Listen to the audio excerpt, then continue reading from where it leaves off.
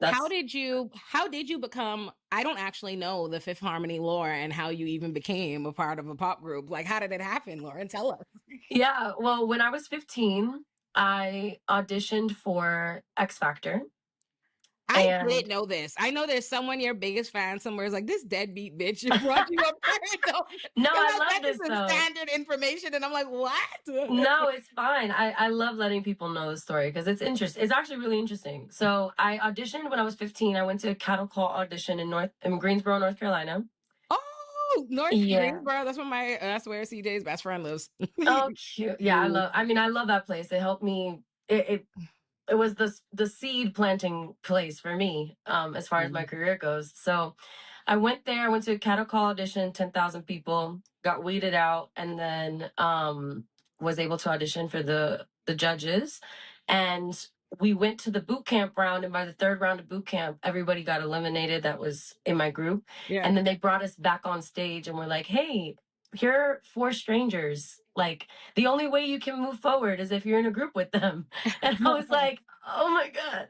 Because, like, I'm not gonna lie, like, I knew they were looking for a girl group, but my prayer was, Who's to "Hey, be solo. spare me from the girl group. I don't want to be in a girl group." Yes. Okay. Like that's like on like making the band and stuff. How they did day 26, but then Donnie got lucky. Like, oh, Donnie got to be solo. Like, not you. Yeah. He's like, Not me. get in this group, ma'am. Not me. Get in this group. And I was like, okay, like, it is what it is. So, we did that for 6 years. We were together. And it was a whirlwind of an experience because I was 16 years old going into the music industry by myself with no education at all about what it meant to be in the music industry. I was Right. plucked from obscurity, which, as these shows do, they pluck young talent that don't really know what the hell they're doing or getting involved in, and they're like, "Hey, do you want to make your dream real? Here you go."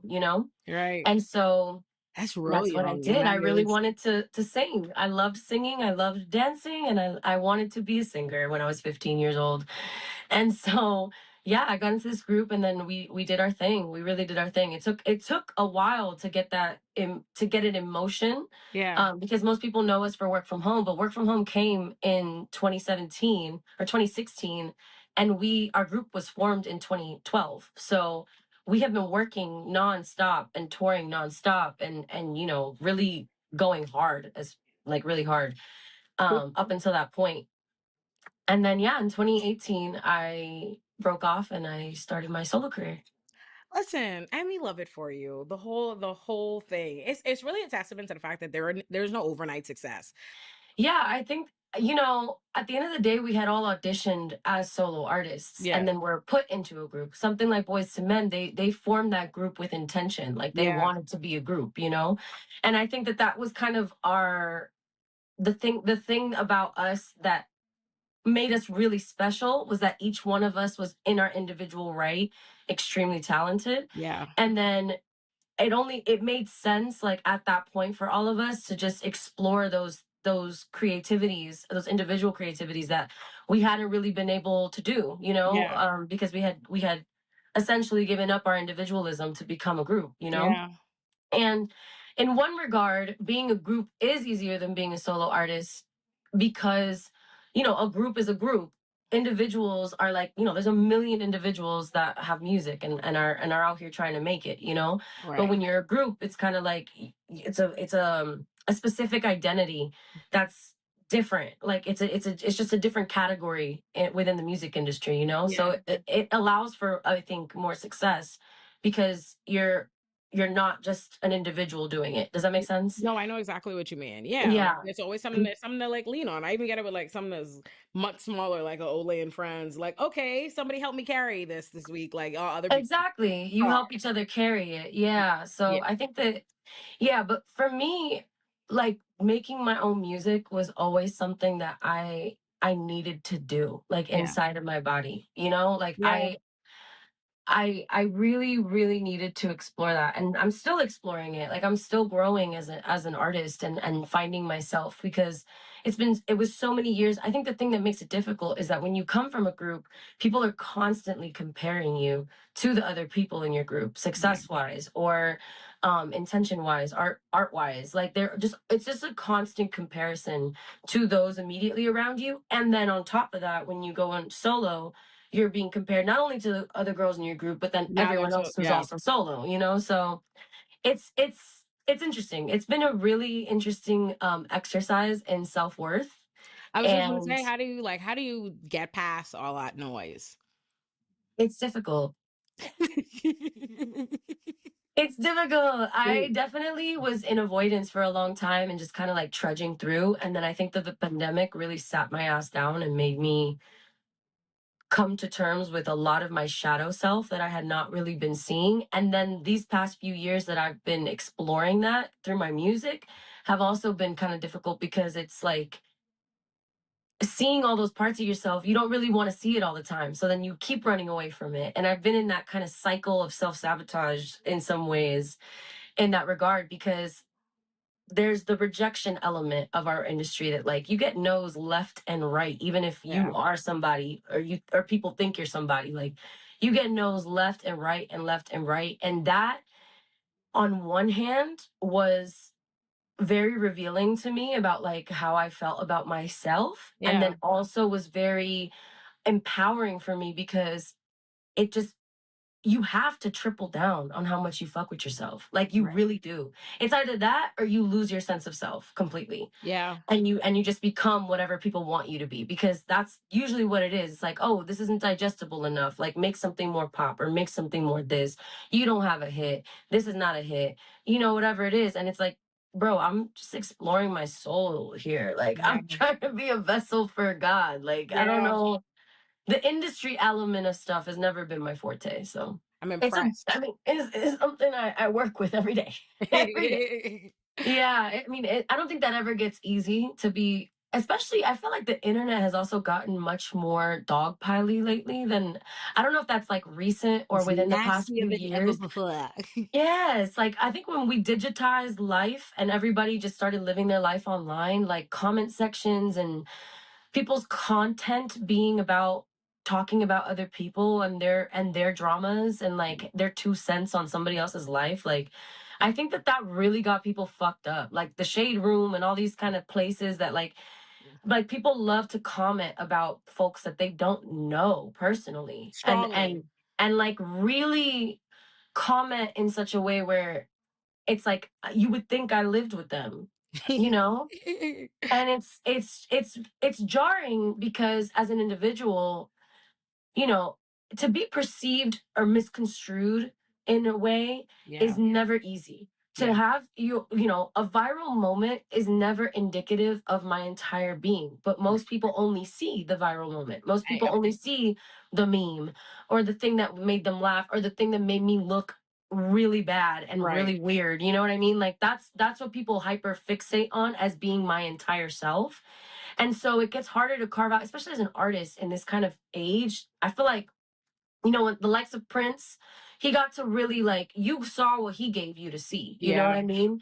And, you know, people are going to talk regardless, but at least there wasn't internet comments and like bloggers all the time. You know what I mean? There was like publications that I mean, even that though, tabloid culture is also fucked up. So I that's the don't know, thing. man. There's like It's just, this that yeah. is I'm proud of you, sis. I'm happy for Thanks. you. Like, truly, Thank you. honestly, you're fucking amazing. Speaking of being amazing, I watched all your dancing. Have I ever watched Dancing with the Stars before? No, I haven't. Have I watched it after you left? No, ma'am. Did I watch any of the performances?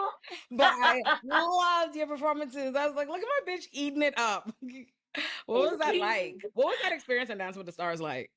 Honestly, it was really great. Yeah. I loved it. I liked getting to dance and move my body and be taught. Like that was I love learning and I love learning things in my craft zone, you know? So Yeah. I love to dance and my partner Brandon was so awesome and such a great teacher. And so I was really like in there, like I was rehearsing every single day, 4 hours a day, dancing. And I think it was really good for my soul. And that's why, like, when I got eliminated, I was so upset because I was just like, damn, like, I didn't want this to end. I really Right. wanted to be able to continue to do this, and also it was a great opportunity to show people my own personality Yeah. outside of, because if you don't keep up with me, you don't really know me because Yeah. I'm not really out there like that. So it was a fun opportunity, and I honestly I'm so grateful. I met so many great people. Folks were so sweet, and like it was a really great experience, honestly. It looked dope. It looked Very like you had a wholesome. good it looked like you had a good time, and I love that for you. And I do love you being able to show your personality because it's funny. I feel like the different eras of like when I think of the first time like I ever seen you or thought of you, it came to like my mind as like, oh, pop people, you have such like you seem so mysterious, and I think that's so. I think that's so funny that like I'm like you seem like so mysterious to me, and I'm like now I'm like oh my very Right. politically active leftist sister. I'm That's a like, oh, Scorpio moon. It's all an illusion. right.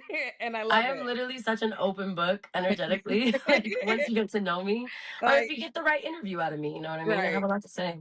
I completely get it because that's where I'm at. I'm at a place of feeling like, all right. I first of all, I think with the kind of what's happening in this regime, to me personally, does my own. I feel like I have to return to traditional writing in the sense of I feel like the political like I'm like I feel like I have to write a book like the political observations and things that I'm having. That's what I feel like I need to be. I'll write a book. Like I will write a comprehensive piece of work that feels meaningful rather than me feeling like I'm engaged in a what feels like outrage economy rat race of what the social media algorithms are meant to do with these serious things and stuff. I don't so I think that's what I Like want to we do. make the billionaires money at the end of the fucking day. I'm saying like even At the end of the fucking day, I'm on TikTok and Twitter, and I'm not on Twitter, but I'm on TikTok and I'm on Instagram, and fucking Zuckerberg is making money off of my But hot it's thoughts. always one, Like, and they're doing fuck shit. Ain't shit you could do. But I like literally, I saw, they've started a bunch of these different companies are running ice ads, and I saw like, which is infuriating. And I was like, oh, I think I was infuriating. like, oh, I might want to like switch from Spotify or whatever when I saw that. And then I saw like a list of who all's doing it, and I saw YouTube, and I was like, fuck, I can't even do shit about that. YouTube is well, what the fuck am I gonna? I'm like, look how they That's the thing get with you. me. Like, if I don't do Spotify, right? Because I'm thinking I'm out here like, okay, well, Spotify literally just updated their terms and conditions to where they can literally rip my shit, remix it, and sell it off like without my consent and use it to train their AI now. Like that is So a terms fucking and conditions. And it's like, and if you don't put your music on Spotify though, you don't no have one's the gonna listen to data it. that is necessary to get a deal. You know what I mean? Like, so I can't be anti Spotify because Spotify has a complete monopoly over the music industry. You It's know what a I mean? nasty, dirty race with stuff like that. Oh my god, I feel like the And content then you try to creator. get out of it. You try to like do the alternative thing. You're like, I'll make my own app or I'll do this or I'll do that. But folks don't give a That's what I'm fuck. saying. Like it is, people don't. They're People subscribed to where they're underestimate. subscribed And if and you they're said this to comfortable. people, they'd probably be like, "You have 4 million followers. You probably can get." They have no idea how many people see your thing versus invested in you would go to another app or a place for you. Like they don't Or see. shadow banning. I'm Like saying, oh I my don't I god. have 12.1 million followers on Instagram and like maybe a 20th of that gets to see my content. That's what I'm saying. They don't see these things, these algorithms, all these things are like set up against you, and it's a nasty game. With you being like, It's I like if you need don't this. comply, you are punished and Ye- invisibilized at all That's times. that's how I feel with like. I don't see the design, especially as a creator, as an actual creator who monetizes and makes money from content or whatever. I know logically that it does not make sense really for me to be posting on Instagram and TikTok like that. It really doesn't. YouTube is where it makes sense to have a following and do well and make money and blah blah blah. But for whatever reason, the brands or just the places, the rooms that you think you want to be in or whatever, only care for like they're like looking at Instagram or short form, even though those creators are not able to like eat off that for real. Like that's not where it matters. Their followers are not a TikTok follower is not made equal to like a YouTube follower, and they're not invested in them or whatever. And but you lose regardless because this is what they care about. They're like, oh, they're looking over there, like, oh, what's the Instagram numbers on there? What's blah blah blah. And I'm like, Yeah, because all they care about is like perceived visibility. data. Yes. Like everything is data driven now, and Yeah. data can be manipulated. Data can be like again, like even the concept of an algorithm, like you get to choose what I see. Like Right. that in itself is like such a violation of our own freedom of expression and like ability to consume. Even like Yeah. our consumerism is even being tailored to the powers that be's Yeah. agenda. So it's like, and because everybody's digitized and everybody wants to be an influencer or a content creator now, like that's the main focus of so many people, is like they know, oh, if I share my thoughts and opinions, or if I share, like, you know, the things that I know, the skills that I know, then I can make money off of that online. So we're basically working as like advertising agents for all of these bigger corporations. You know what I mean? It's like All the time. they need the micro influencers, so you don't get a big campaign anymore. You get Right. like a couple $1,000 so you could post a TikTok about it. You know what I Right. mean? Right. Because that's more lucrative for the company, you Yeah. know? And so it's like, and granted, am I going to do those advertisements? Yes, I am, because I, Yes. bitch, we live in Yes. Because capitalism. you I got don't have a bills to choice. pay. Yes. Bills to And pay. I'm not willing to sacrifice my myself anymore for Yeah. anything. Cause like I really have done that. I've done the martyr thing. I've done the I'll turn down all this money, and I'm doing I've turned down a everything lot of free. fucking money. I really have, I like, I know for I my used to. morals, you know? But like at the end of the day, I'm just on my ass without a check Right. And or a that's the house. thing.